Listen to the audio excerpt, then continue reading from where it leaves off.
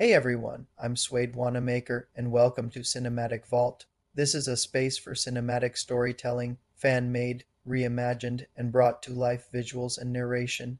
Every project you see here was carefully written, built around emotion, myth, and meaning. Today we are going over the 11th story in the Godzilla Cinematic Universe. Now sit back and let the vault open. A tale of legacy, control, and rebellion. This is Attack of Mechagodzilla, a fan-made film story written by Suede Wanamaker, realized with AI visuals and AI narration. Royce Hayes has never felt peace like this. After a lifetime of war and Kaiju battles, he spends his days walking Okinawa's beaches with Hana and cradling baby Jack under sun-warmed skies. He sketches the island's jagged coastline on old military paper, repurposing combat maps for art. Okinawa's stillness is new to him and fragile. With only 2 weeks until retirement, Royce tries to bury the guilt of survival. But the island's calm feels too still, as if something ancient is holding its breath. Horizon sensors pick up strange gravitational pulses just off the coast. Dr. Miyagi observes oscillating readings. No known tectonic pattern matches. Meanwhile, fishing boats report strange bioluminescence in the deep, and the currents reverse for hours at a time. Birds flee inland. Old islanders begin whispering. A false god walks the ocean floor. A tear in space-time rips open beyond Earth's atmosphere. The Xantos, who sent King Ghidorah to our planet, are inside their cloaked warship. Varnok is reviewing decades of Kaiju battle footage. Godzilla, Biollante, Mothra, Rodan, King Kong. All studied, all cataloged. Deploy Project Titanfall, he intones. And deep beneath the Earth's surface, metal stirs with purpose. Dr. Fujimoto walks mountain ridges while Ito reviews seismic recordings. The ground is trembling in patterns too clean, too measured. It's not an earthquake, it's a warm-up cycle, and mechanical rhythm beneath the crust. Ito jokes nervously. It's humming a war song. The temperature in Okinawa's underground caves begins to rise. Royce, Hana, and Jack share a picnic above a seaside cliff. As Hana tells a story from her childhood, a tremor strikes. The ocean draws back unnaturally far. Jack points to the exposed seabed. Then, with a blinding flash and a high-pitched shriek, the sea erupts. A vortex of lightning bursts into the sky. Peace is over. Mechagodzilla rises from the depths, not walking, but surging forward like a predator. Its armor glows with molten veins, its form hunched, monstrous, and primal, tail lashing. Its roar is synthetic and guttural. The shoreline shatters beneath its weight. Okinawa's defense systems activate too late. Missile fire bounces off the alien alloy. Entire coastal towns go dark. The ocean grows still again. Then, deep beneath, heat returns. Godzilla's dorsal plates light up faintly. He emerges, battle-worn but alive, trailing radioactive steam. He roars not with rage, but with weary resolve. His steps shake the ground. Okinawa watches as Earth's guardian answers the machine's challenge. They collide. Godzilla lashes out with an atomic breath that splinters the air. But Mechagodzilla counters with a synthetic plasma beam, cooler but faster. It mimics his movements, counters with learned precision. Missiles launch from hidden ports. Godzilla stumbles. Then, with one calculated punch, Mechagodzilla sends him crashing into Mount Yanaha. As emergency sirens scream, the citizens flee inland. Godzilla vanishes into the sea. A crater smolders in the mountains. His absence is haunting. For the first time in modern history, Godzilla didn't win. Governments scramble. Horizon declares Okinawa a lockdown zone. The world watches, helpless. In the quiet aftermath, Hana organizes shelter in Okinawa's sacred shrines. Old statues of dragons and lions now guard living people. Royce stands watch from a ruined tower. He replays the battle in his head.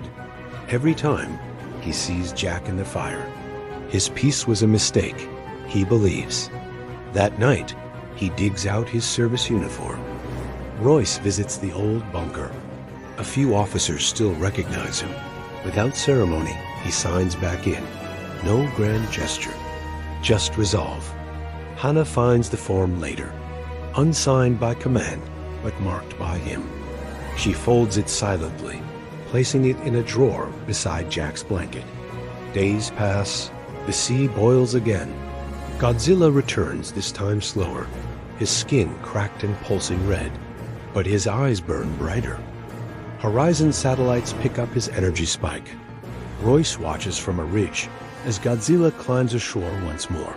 No one cheers. They simply brace. The rematch begins. Godzilla fights smarter, targeting joints, dodging beams. But Mechagodzilla is adaptive. Every tactic is recorded and countered. The machine begins to hurt him, corner him. Then it prepares the kill shot. A tri-beam cannon from its chest begins to charge. Suddenly, the ground splits. Cracks web across a forgotten temple. From deep below, Anguirus roars to life, bursting from stone and soil. He slams into Mechagodzilla's side, disrupting the shot. With spiked shell gleaming and eyes full of fury, he joins the battle of legend reborn. Anguirus moves like chaos fast, wild, hard to track. Godzilla adjusts. Together, they weave an imperfect but effective strategy. They distract, disable, and flank the machine. Mechagodzilla attempts to keep pace, but its eye begins to misfire. Organic teamwork, unpredictable and raw, corrupts its logic loops. Dr. Ito initiates a desperate contingency plan. A high-orbit Horizon satellite fires an electromagnetic pulse directly into Mechagodzilla's frame. Its HUD distorts. Lock-on is lost. Navigation drops to 64%. It reels momentarily blind, surrounded by enemies. Godzilla surges forward. His dorsal plates ignite with blinding blue. At point-blank range, he fires a full-force atomic breath into Mechagodzilla's chest. Armor melts. Internal components rupture. The beast machine staggers, steaming and fractured. Anguirus charges, leaping with primal rage. His spiked tail rams into Mechagodzilla's chest cavity, piercing through the exposed reactor core. Sparks flood the sky. Systems fail. The scream of dying metal echoes across the hills. With a final groan, Mechagodzilla topples backward into the sea. A delayed explosion bursts from within. Ocean steam rises. The mountain range glows faintly from the blast. What was meant to be Earth's silencing tool has become its echo. Godzilla and Anguirus regard each other. No roars, no threats, just the weight of battles shared. Godzilla grunts low and turns back toward the sea. Anguirus watches him go, then heads inland. Their paths diverge, but their bond remains. Royce lies in a field hospital, bandaged and bruised. Hana kisses his forehead. Jack clutches his father's finger. Outside, the sea is calm again. Steve and Yumi Martin finish recording their documentary, a quiet tribute titled "The Earth Fights Back." High above Earth, Varnok watches the aftermath.